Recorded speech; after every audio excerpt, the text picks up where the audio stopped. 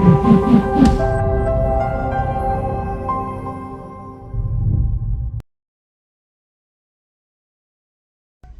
real estate nerds, this is Alex Yoder with Pro Tip Tuesday, my favorite day of the week. And today I want to talk about portable screening reports once again.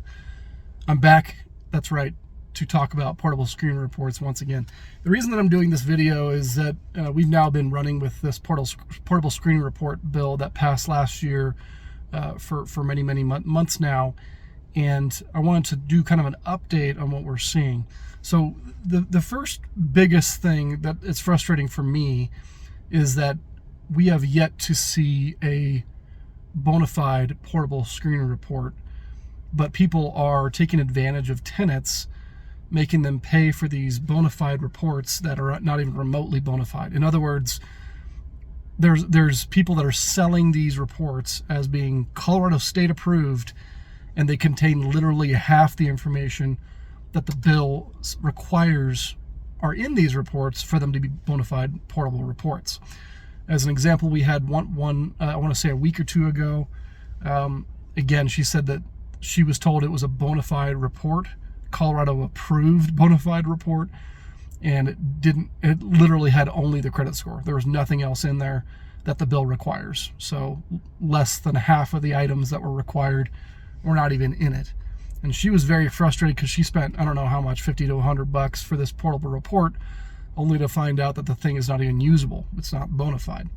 And for those of you who didn't watch my last video and who aren't in the loop on this, if a tenant does give you a bona fide portable report, you cannot charge them an application fee as long as that information was, meets certain requirements, has everything on the list, was done within the last 30 days. You can access it as a landlord directly via a login or a link to whatever company or resource that pulled this background information. So that honestly is my biggest frustration, is that people are being deceived or misled because of the ambiguity in the law and the way that it was put forward. Basically, the Colorado said, hey, these reports are now legal, but there's nobody, to my knowledge, that actually provides these reports.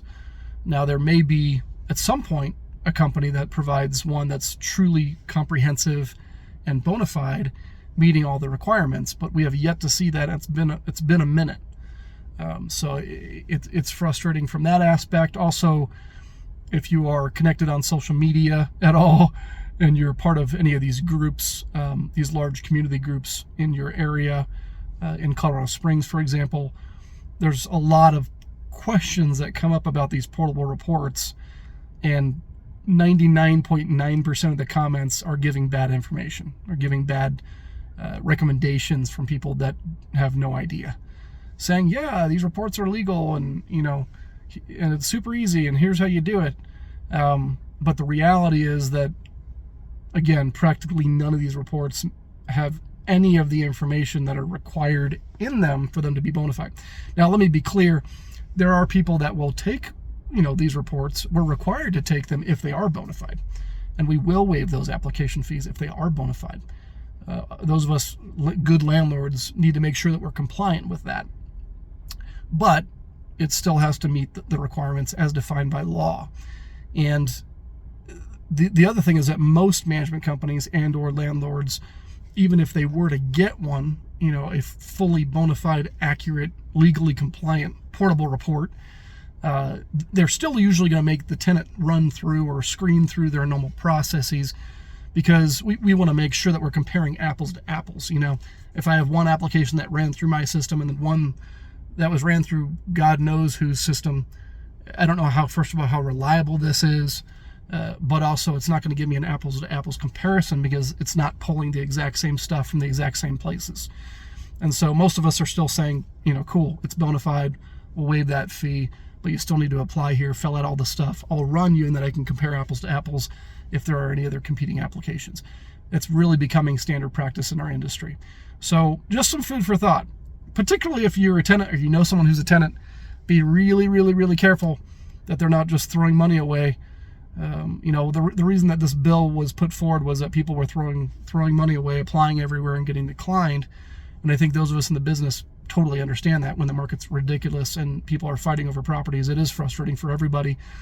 But let's not hurt them even more by making them pay for a portable report that doesn't even work and applications everywhere after they find out that it doesn't work. So yeah, just I hate companies that take advantage of people and act like things are state approved, and it's totally misleading. So anyway, that's my update on portable reports. Hopefully I'll do another one here in the coming year or so with some good news about how these things are actually working and the fraud has gone away, but that's not where we are right now. So hopefully this was helpful. We'll see you next week.